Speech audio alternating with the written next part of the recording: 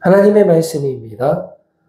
열왕기상 19장 18절 말씀 제가 읽어드리겠습니다. 그러나 내가 이스라엘 가운데에 7,000명을 남기리니 다 바알에게 무릎을 꿇지 아니하고 다 바알에게 입맞추지 아니한 자니라. 아멘. 오늘은 플랜 B라는 제목을 가지고 주님 주시는 은혜의 말씀 나누기를 원합니다. 플랜 A가 있고 플랜 B가 있는데요. 플랜 A가 잘 안 될 때 우리가 생각할 수 있는 것이 플랜 B가 되겠습니까? 그래서 플랜 A는 눈에 보이는 겁니다. 반대로 플랜 B는 눈에 보이지 않지만은 플랜 A가 안 될 때 플랜 B를 가동시키는 거니까 어떻게 보면은 플랜 A보다 플랜 B가 더 중요하다. 어차피 플랜 A나 플랜 B나 어떤 특정 사람을 위해서 계획된 거지만은 그러나 중요도를 따지고 보면은 또 결과적인 측면에서 본다면은 플랜 B를 우리가 놓치면 안 된다라는 그런 이야기가 되겠습니다. 자, 그럼 이런 관점에서 하나님의 뜻은 태초 전부터 우리 모두에게 선물로 주어졌습니다. 그리고 그 계획은 절대로 변하지 않거든요.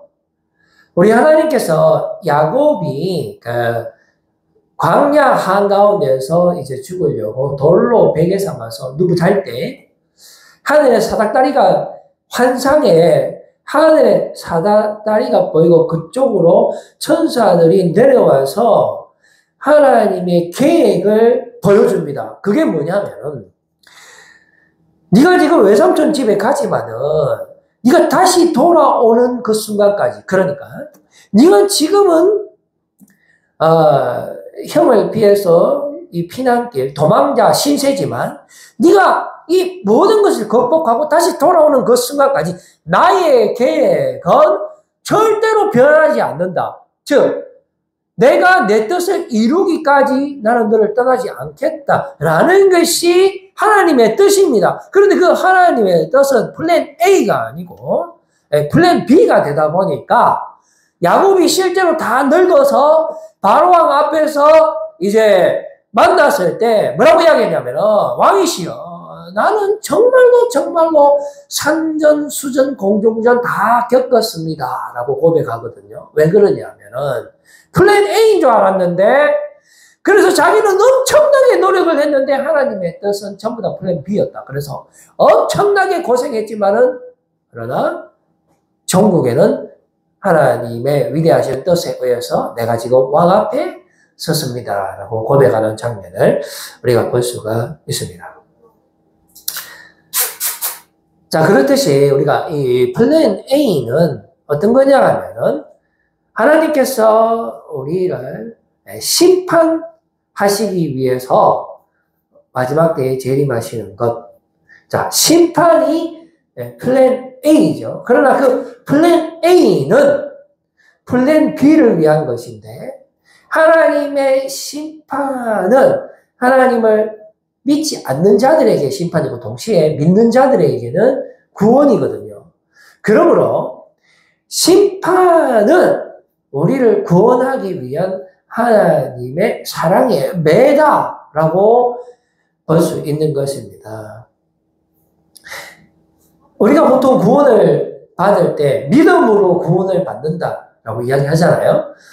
그런데 사람들이 그것을 이게 선뜻 받아들이지 못합니다. 왜 그러냐면 믿음으로 구원받으면 그건 뭐 누구나 다 구원받겠네 하면서 아니 구원이 그러면 뭐 공짜겠네? 그게 말이 되나? 뭐 어떤 우리가 엄청난 노력을 해도 구원을 받을까 말까 한데 믿음으로 구원받는다고? 맞아요. 정말로 우리는 믿음으로 구원받는데 사람들이 안 믿습니다. 이스라엘 백성들이 광야를 막 걸어가면서 불뱀인데 막 물릴 때 하나님이 모세를 통해서 장대에 노뱀을 만들어서 달고 그것을 바라보는 자는 다 산다고 했는데 설마 그거 본다고 낫겠나라고 하면서 안 본 사람들은 다 죽고 믿음으로 본 사람은 다 불뱀에서의 그 독이 다 나섰거든요. 우리 예수님께서 이 땅에 오셔서 뭐라고 말씀하셨냐면은 인자가 그 불뱀처럼 십자가에 달릴 텐데 그 십자가에 달리신 예수 그리스도를 하나님의 아들로 믿는 자는 구원을 받는다 했습니다. 우리가 특별히 그 어떤 노력으로도 구원을 받을 수 없지만 예수님이 하나님의 아들이라는 것을 믿으면 구원을 받는다. 이게 플랜 A와 같은 거예요. 그래서 율법을 주시는 겁니다. 그래서 믿으면은 구원을 받고 불순종하면 저주를 받는다. 그게 말이 됩니까? 그러면 뭐 다 믿으면 구원받고 안 믿으면 구원 안 받겠네요. 그리고 우리가 뭐 어떻게 율법을 다 지킬 수 있습니까? 지키지도 못하는 율법을 전환해놓고 율법을 지키면 구원받는다고 말씀하시는 하나님은 너무나 무자비한 하나님이 아니십니까? 이런 게 다 플랜 A예요. 에덴 동산 한가운데에 누구나 다 볼 수 있는 정중앙에 선악과를 두시고 이것을 먹으면 너희들이 정령 죽으리라 라고 말씀해 주셨는데 누가 안 먹습니까? 그거 먹고 싶어서 다 먹습니다. 아니 하나님은 우리를 심판하기를 원하시는가? 라고 생각을 하는 거죠. 하나님께서 아들을 보내주신 이유는 우리를 심판하기 위해서 보내주신 것이 아닙니다. 우리를 구원하기 위해서 보내주신 거예요. 선악과도 마찬가지요. 율법도 마찬가지요. 하나님께서 우리에게 하시는 그 모든 행위들은 우리를 구원하기 위한 하나님의 계획이지만은 우리의 육의 눈으로 봤을 때는 그것이 이해가 되지 않는 것입니다. 뭐 하나님 믿으면은 구원받겠나? 뭐 율법을 지키면 구원받겠나? 그냥 착하게 살면 구원받지. 이 세상에서 열심히 살면 돈 잘 벌고 행복하게 사는 것이 그게 구원이지 무슨 천국 같은 소리 하고 앉아있네? 라고 생각하면서 하나님의 그 플랜 A를 무시한다라는 것이죠. 자, 오늘 무명의 엘리야도 하나님의 계획입니다. 엘리야는 우리가 생각할 때 선지자 중에 가장 위대한 선지자로 알고 있지만 그 처음은 너무나 초라하고 황당하고 말이 안 되는 시작이었어요. 그 상대자가 누구였냐 하면은 바로 아합 왕.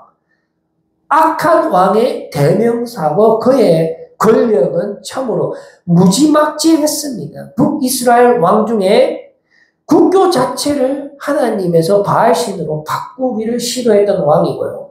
그의 아내는 이세벨이고 그 시돈 왕의 공주로서 바알의 본산지에서 넘어온 그 여인과 더불어서 무지막지하게 하나님의 신앙을 박해하고 핍박했던 그런 왕을 상대로 우리 하나님의 플랜이 가동됩니다.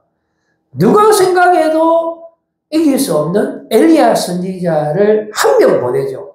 이에 비해서 바알과 아스라엘 선지자는 850명입니다. 이게 누가 이기겠습니까? 그러면서 하나님께서 엘리야를 통해서 바알의 세력들에게 주시는 말씀이 뭐냐면 지금부터 내가 말을 하지 않으면 비는 오지 않는다 라는 것이었어요. 하늘에 비를 주관하는 신은 다름 아닌 바알 신이었습니다. 그러니까 바알의 주요 과목이었어요. 전공이었습니다. 그런데 엘리야가 남의 전공을 똑같이 선택하면서 맞대결을 펼치는 겁니다. 그러니까 좋다. 네가 잘하는 게 하늘에서 비를 내리는 거지. 좋다. 네가 자신 있는 과목으로 해서 누가 진짜 신인지 한판 붙어보자 라는 것이었습니다. 자, 갈멜산 전투에서 누가 이겼습니까? 바로 850과 싸워서 그 한 명 엘리야가 이기게 되는 것이죠. 그래서 이 플랜 A의 목적은 결국은 플랜 B를 향하고 있다는 사실입니다. 히브리서 12장 8절 말씀에 보면은 이런 말씀이 있습니다. 징계는 다 받는 것이거늘 너희에게 없으면 사생자여 친아들이 아니니라.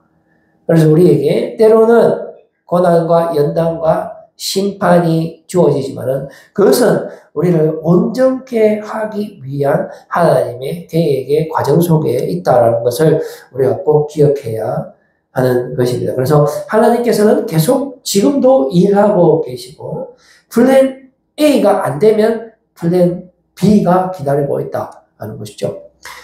엘리야 선지자가 아합에게 가서 지금부터 내가 말하지 않으면 여기서 하나님께서 더 이상 움직이지 않으시면 비는 오지 않을 것이다 라고 선언을 합니다. 그래서 실제로 가뭄이라는 심판이 주어지죠. 그러나 그 심판 가운데서도 하나님의 계획은 멈추지 않습니다. 엘리야 선지자를 어디로 가게 합니까? 열왕기상 17장 3절 말씀을 보시면은 너는 여기서 떠나 동쪽으로 가서 요단 그릿 시냇가로 보냅니다. 자, 이 그릿 시냇가에 숨는 것이 하나님의 계획입니다. 그런데 거기는 시냇물이 있고요. 그리고 까마귀를 보냅니다. 그래서 까마귀가 아침 저녁으로 물고 오는 떡과 고기를 제공받으면서 살아가는 거죠. 우리의 인생 한번 봅시다. 이 마지막 때를 살아가고 있는 우리 얼마나 가뭄과 같은 메마른 삶이 이어집니까? 어떻게 할 수가 없어요. 우리 얼마 전에도 산불이 일어났는데 이게 우리가 무슨 기후제를 할 수 있습니까? 우리의 힘으로 어떻게 비를 올 수 있게 하겠습니까? 헬기가 80대가 있다 하지만 대한민국에 불을 끌 수 있습니까? 못 끄죠. 하나님의 손이 움직여줘야지만 불을 끄는 거죠. 그렇듯이 지금 가뭄이 일어나는 것도 우리에게는 너무나 뼈아픈 거지만 그것은 하나님의 손 안에 있는 겁니다. 하나님의 플랜 A예요. 동시에 플랜 B가 가동되어서 엘리야를 통해서 그릿 시냇가에 가서 시냇물을 마시게 하고 그리고 까마귀를 통해서 음식물을 제공받게 하는 것입니다. 자, 그런데 그것도 얼마 가지 않아서 시냇물이 다 말라버렸을 때 우리 하나님은 이번에는 어디로 보냅니까? 시돈이라는 곳에 사르밧이라는 곳으로 엘리야를 보내게 되는 것이죠. 시돈이 어디입니까? 아합의 부인인 이세벨의 고향, 즉 바알의 본산이라는 것이죠. 지금 아합과 이세벨이 눈이 빠지도록 엘리야를 찾고 있는데 설마 엘리야가 바알의 본산지인 시돈에 숨겠나? 꿈에도 생각 못했어요. 어떻게 우리 하나님의 플랜 B를 알 수 있단 말입니까? 우리는 온통 우리의 육의 생각대로 우리의 이 아주 사악한 생각대로 세상이 돌아간다고 생각하지만 절대로 그렇지 않습니다. 그 어떤 순간에도 하나님의 신실하신 계획은 멈추지 않는다라는 것이죠. 못 찾는 겁니다, 아합은. 그래서 엘리야는 그 시돈의 사르밧에서 열왕기상 17장 9절 말씀에 보니까 너는 일어나 시돈에 속한 사르밧으로 갔어. 거기 머물라 내가 그곳 과부 또 하필이면 가부네. 좀 부유한 집에 부인한테 보내면은 맛있는 것도 얻어먹고 그만 가뭄에 좀 편하게 있을 텐데 하나님의 이 말도 안 되는 계획은 시돈에 있는 한 가부에게 보낸다라는 것을 우리가 깨달아야 돼요. 그거 가부에게 명령하여 네게 음식을 주게 하였느니라. 그런데 그 가부는 집에 가루가 딱 한 끼 해물 수 있는 가루, 기름도 딱 한 끼 해물 수 있는 기름. 그래서 자기 아들하고 마지막 밥을 해먹고 죽으려고 하는데 하필이면 바로 그 순간에 엘리야가 도착해서 하는 말이 너희는 먼저 그의 나라와 그의 의를 구하라. 이거를 누가 받겠습니까? 아무리 하나님이지만은 내가 가보고 이제 이거 하나 요리해서 먹으려고 하는데 너희는 먼저 그의 나라를 구하라고. 이게 플랜 B입니까? 플랜 A입니까? 플랜 B니까 가죠. 우리가 믿음의 눈으로 플랜 B를 식별해야 되는 거예요. 그랬을 때 이 가부는 믿음의 눈으로 그 말도 안 되는 플랜 B를 따릅니다. 그렇게 했을 때 어떻게 됩니까? 놀라운 일이 일어나잖아요. 기름통에 기름이 메마르지 않고 가루통에 가루가 떨어지지 않습니다. 언제까지요? 비가 올 때까지. 여러분, 사르밧 시돈의 사르밧 가우의 기적을 체험하고 싶습니까?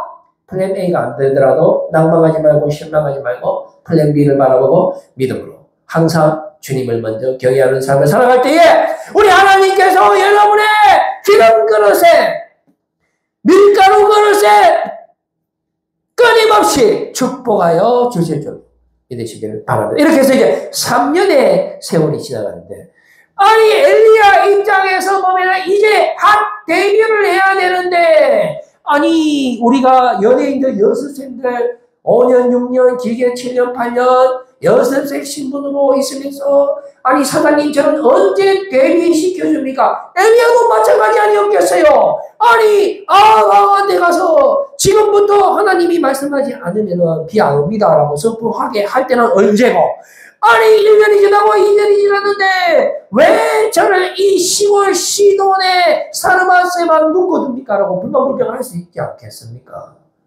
아무도 그를 찾아오는 사람 없고 그야말로 무명의 시간들이 하염없이 흘러만 가다가 그것도 모자라서 사르밧 가우의 아가 죽어봅니다.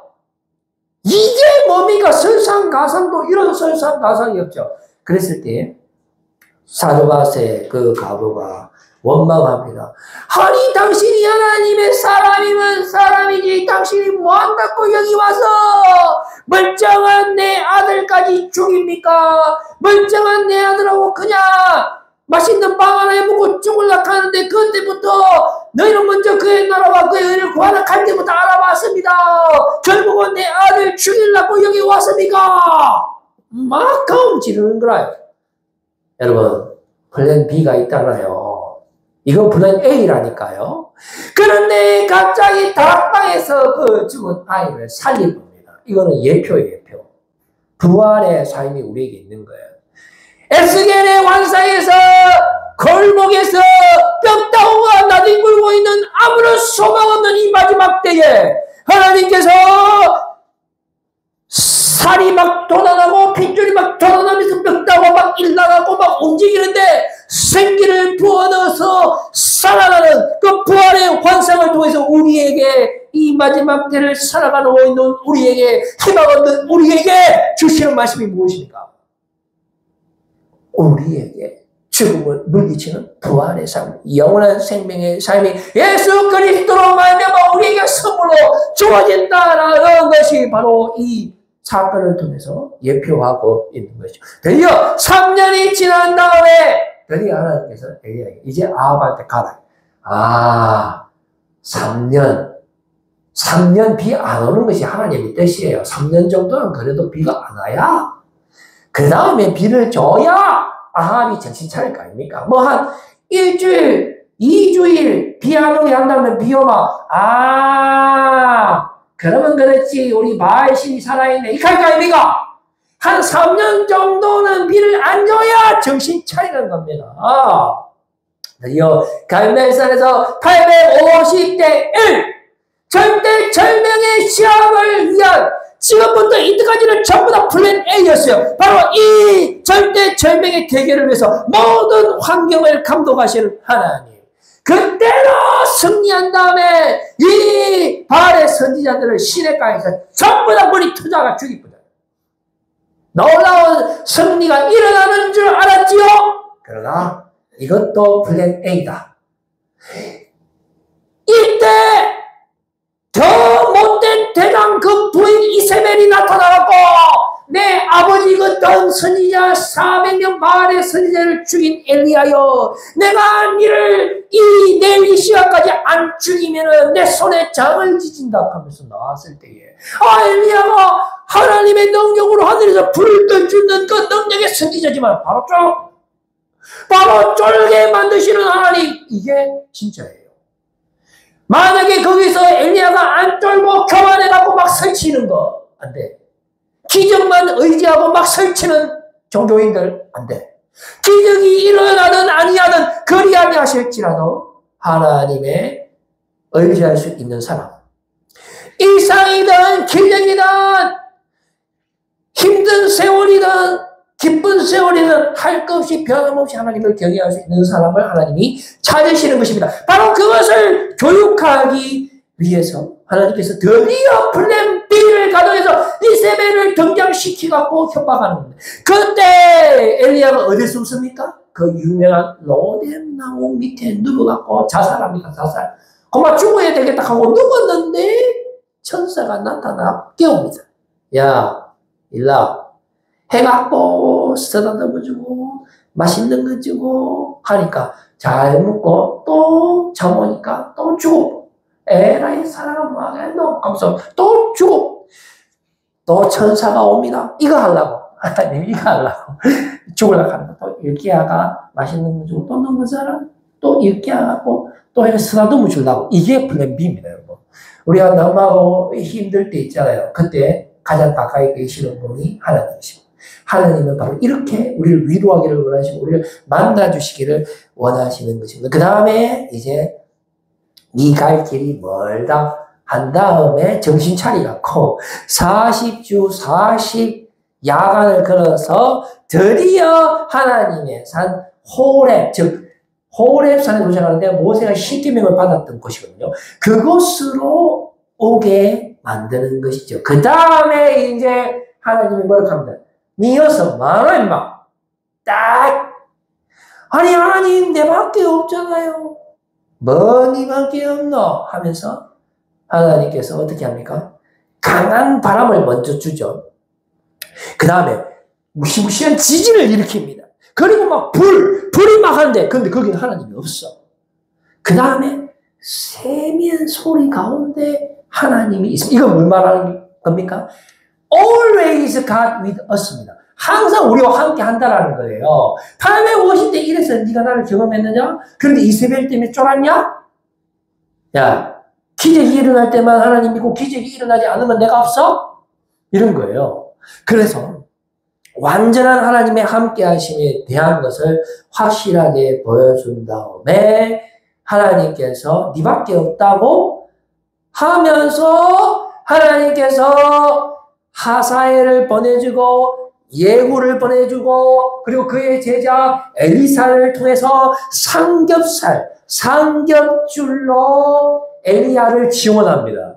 그리고 그것도 모자라서 열왕기상 19장 18절 말씀해 보니까 그러나 내가 이스라엘 가운데에 7,000명을 남기리니 이게 플랜 B라는 거죠.